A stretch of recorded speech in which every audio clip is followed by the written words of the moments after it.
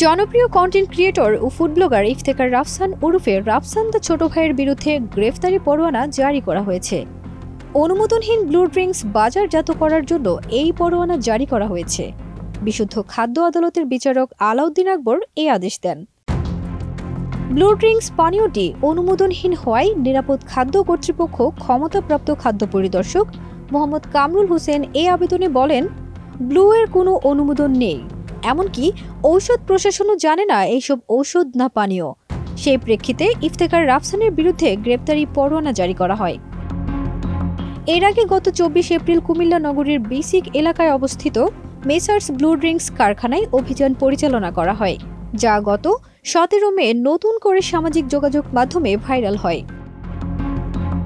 ওই সময় জানা যায় ইফতেখার রাফসানের ব্লু ড্রিঙ্কস তৈরির কারখানায় মানহীনভাবে ব্লু ড্রিঙ্কস তৈরি করা হয়। এজন্য ওই সময় 30,000 টাকা জরিমানা করা হয়। জানা যায় messrs drink blue beverage B33 BSCIC শিল্পনগরী আদর্শ সদর কুমিল্লা প্রতিষ্ঠানটি মোড়কজাতকরণ নিবন্ধন সনদ গ্রহণ না করে ইলেকট্রোলাইট ড্রিঙ্কস পণ্য প্রস্তুত করে আসছিল। এছাড়াও কারখানায় কোনো পরিমাপক যন্ত্র না থাকায় হাতে করে বোতলজাত করা হচ্ছিল ড্রিঙ্কসগুলো। নিবন্ধন ছাড়াই মোড়কজাত ও বাজারজাত করায় ওজন ও পরিমাপ মানদণ্ড আইন 2018 এর 41 ধারায় 30,000 টাকা অর্থদণ্ড করা হয়। ফারজানা নিকিতা, দেশ রূপান্তর।